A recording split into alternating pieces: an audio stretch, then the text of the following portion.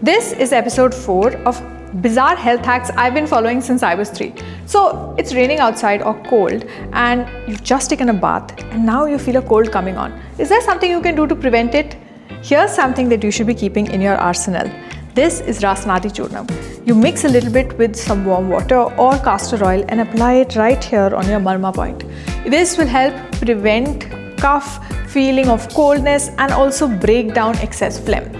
Works like a charm most of the time when I used to go to school, and something that I picked up at my time in Kerala. And I highly recommend you keep it in your first aid box, especially if you have kids at home. Have you tried it? Do you know about it? Tell me in the comments.